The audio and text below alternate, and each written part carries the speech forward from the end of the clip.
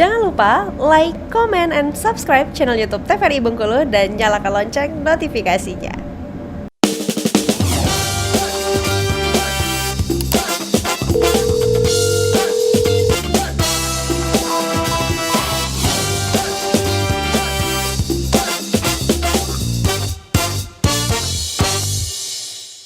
Baik pemirsa, terima kasih Anda kembali menyaksikan Dokter Kito dan kita berada di segmen terakhir nih. Langsung saja kita kembali ke Dokter Elsa untuk memaparkan materi-materi terakhirnya. Oke. Sedikit lagi ya. Sedikit lagi. Nah, ini yang maksudnya adalah evaluasi tadi. Jadi kalau pasiennya udah diterapi, dia memang long evaluation. Jadi long evaluasi. Jadi dilihat dari apabila terdapat perbaikan lebih dari 30 desibel pada 5 frekuensi ya, ini dengan menggunakan alat tadi audiometri seperti itu ya, dia berarti hasilnya adalah sangat baik ya, nanti bisa sembuh, baik, tidak ada perbaikan. Nah ini sebagai prognosa juga ya dari hasil pemeriksaan ini. Oke kita lanjut, nih ini tips melindungi telinga, artinya telinga normal dapat mendengar suara 60 desibel atau setara orang berbicara normal atau setengah dari volume maksimum handphone. Nah, ini ya. Nah, yang pertama hindari menggunakan headset dari handphone yang sedang dilakukan pengisian baterai ya. Yang kedua, disarankan menggunakan headset speaker di telinga dengan volume 60% dari volume maksimal. Jadi ada aturannya 60-60 sebetulnya. 60% dari volume maksimal handphone ya, suara kita kan kalau handphone itu kan 100% gitu ya.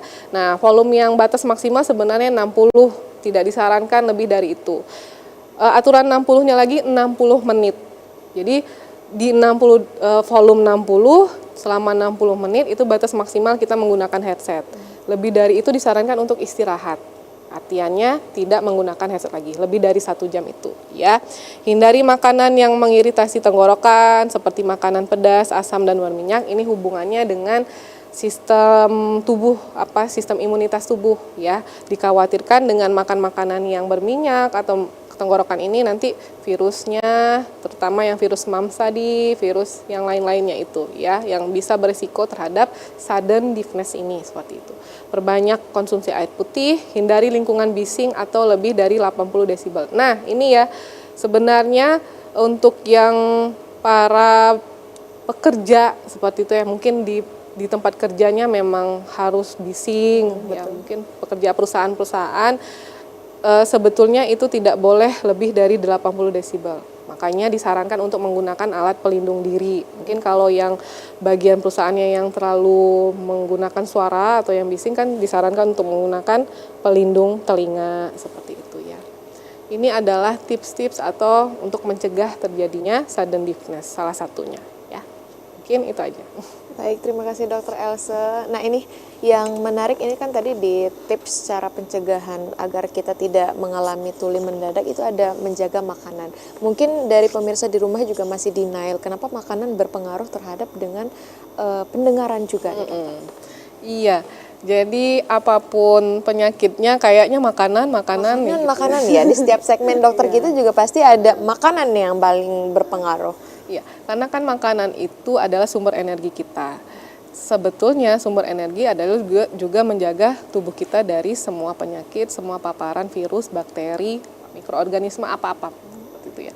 Kalau kita makanannya baik, imunitas kita baik, nanti kita bisa tuh untuk menghindar penyakit-penyakit yang virusnya itu menggerogoti tubuh kita atau menyebabkan penyakit. Jadi virusnya itu sebelum menimbulkan gejala dia udah mati duluan karena udah diberantas sama imunitas tubuh kita.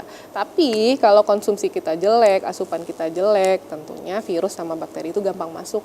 Gampang masuk, kita gampang terkena penyakit. Nanti takutnya menimbulkan komplikasi. Kayak tadi deh sederhananya virus parotitis, morbili yang herpes zoster atau varicella ternyata bisa ya menyebabkan tuli konduktif. Kan sangat disayangkan. Padahal itu bisa dicegah. Pertama bisa dicegah dengan vaksinasi. Yang kedua dengan pola makan hidup yang sehat. Yang ketiga dengan pengobatan yang cepat dan tepat. Seperti itu. Artinya ini memang sangat berkaitan ya dokter ya. Karena jangan denial ya pemirsa ya.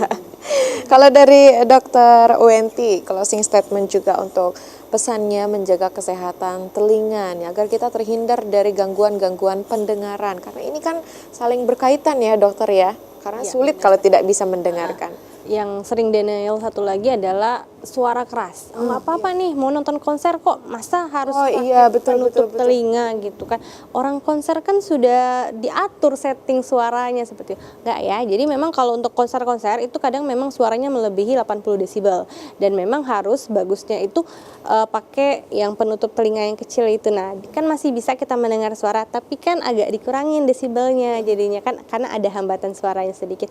Apakah itu akan mengurangi kenikmatan nonton konser? Mungkin sedikit ya, tapi kan efeknya jauh lebih baik. Mungkin tidak sekarang keluhannya, karena selain tuli mendadak bisa tuli-tuli yang lainnya yang akan terjadi karena trauma akustik atau suara yang terlalu keras yang akan merusak organ di telinga.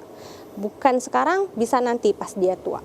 Oke, baik. Terima kasih Dr. Wenti dan juga Dr. Else karena sudah memberikan edukasi yang sangat penting kepada pemirsa di rumah. Nah, pemirsa terus saksikan Dokter Kito Senin sampai Jumat pukul 10 waktu Indonesia Barat. Saya Helda Amelia undur diri, terima kasih dan sampai jumpa.